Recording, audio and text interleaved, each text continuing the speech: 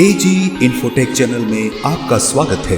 दोस्तों, ये हमारा नया चैनल है जिसके माध्यम से हम आपके लिए इंफॉर्मेशन और टेक्नोलॉजी के विषय पर जीवन उपयोगी और जानकारी से भरे वीडियोस प्रस्तुत करते हैं। आज के तकनीकी दौर में हम विविध साधनों का उपयोग करते हैं, परंतु उसके बारे में हमारे पास अधिक जानकारियां नहीं होती है।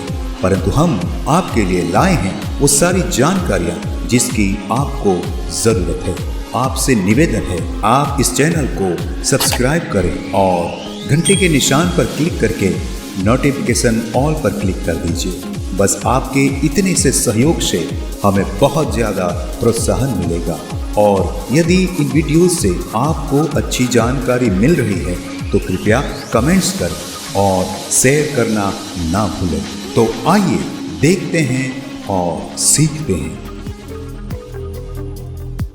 नमस्ते मित्रों, आइए देखते हैं और सीखते हैं। आज के वीडियो में हम LNB के बारे में सीखेंगे। LNB क्या है, उसका क्या मतलब है, वह कितने प्रकार के होते हैं, वह क्या काम आते हैं, इत्यादि बातों को हम बड़ी ही सरलता से सीखेंगे। मित्रों, आज हर घर में टेलीविजन है और उसमें हम जो मनोरंजन प्राप्त करते हैं वह मुख्यतः 3 तरीकों से हमारे घर तक पहुंचता है। पहला है केबल टीवी। यह केबल ऑपरेटर के माध्यम से एक तार के द्वारा हमारे टीवी के साथ जुड़े एक विशेष रिसीवर के माध्यम से हमें मिलता है। दूसरा है DTH सर्विस, जो DTH प्रोवाइडर्स जैसे कि dish TV, Airtel digital, Tata sky, Videocon D2H, Sun Direct जैसे भारतीय DTH प्रोवाइडर्स के द्वारा हम तक मनोरंजन पहुंचता है।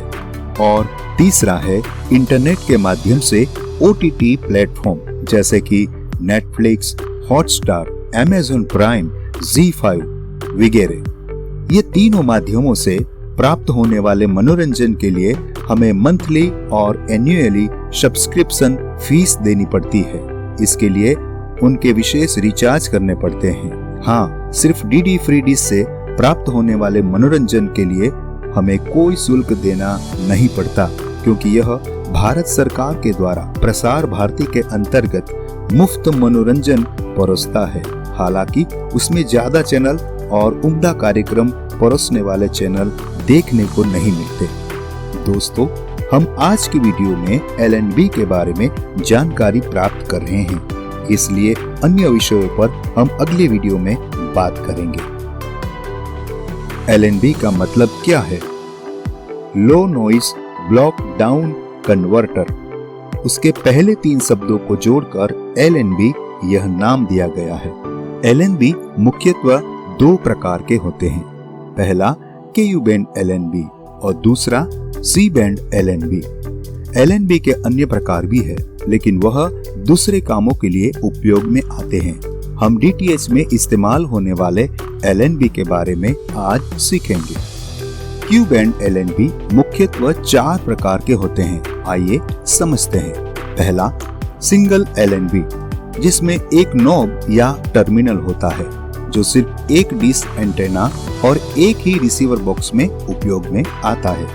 दूसरा ट्विन LNB या ड्यूल LNB। यह LNB एक ही होता है, परंतु उसमें 2 नॉब होते हैं, जिससे एक ही प्लेटफॉर्म के सिग्नल को 2 अलग अलग रिसीवर बॉक्स में इस्तेमाल किया जाता है।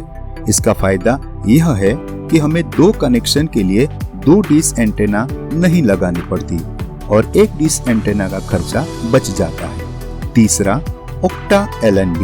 यह LNB भी एक ही होता है, लेकिन उसमें 4 से 8 नॉब होते हैं और उसके द्वारा हम जितने नॉब है उतने रिसीवर को जोड़ सकते हैं। इसमें भी एक ही डिश एंटीना से 4 से 8 रिसीवर को जोड़ा जाता है। यह भी एक ही सैटेलाइट से सिग्नल हमें देता है।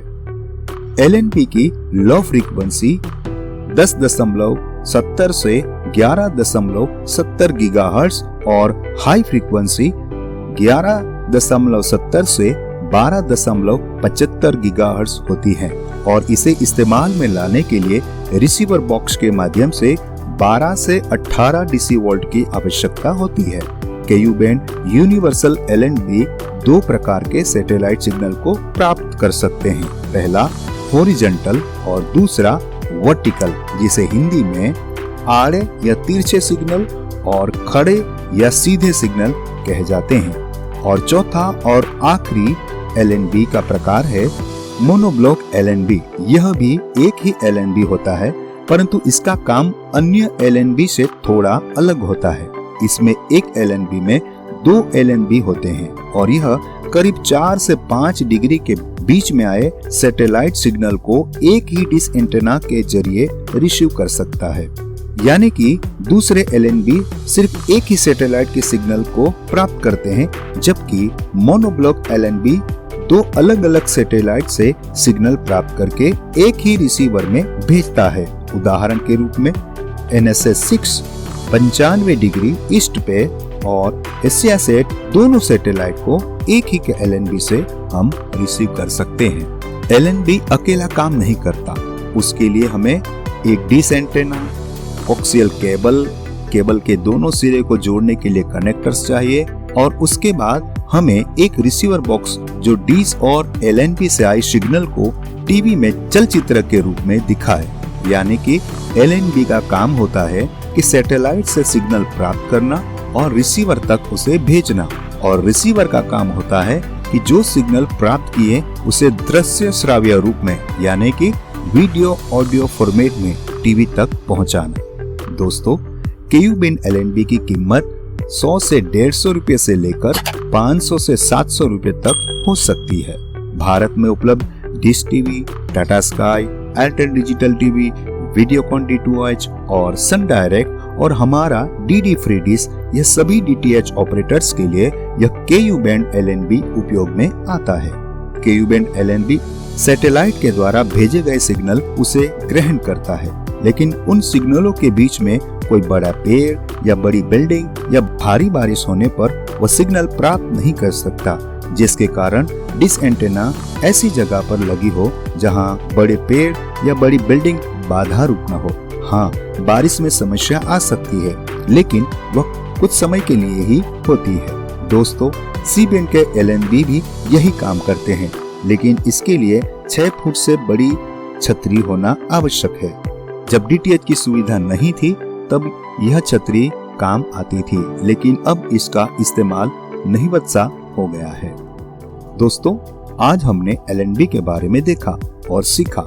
आपको यह जानकारी कैसी लगी वो हमें कमेंट में लिखकर अवश्य बताएं। और हाँ, यह हमारा नया चैनल है, तो इसे अभी सब्सक्राइब करके और घंटी के निशान पर क्लिक करके ऑल नोटिफिकेशन पर क्लिक कर दे, ताकि आने वाले वीडियोस की जानकारी आपको तुरंत मिल जाए। हाँ दोस्तों, तो देखते रहिए, सीखते रहिए। इस वीडियो को पूरा देखने के लिए AG इन्फोटेक टीम आपका धन्यवाद करती है।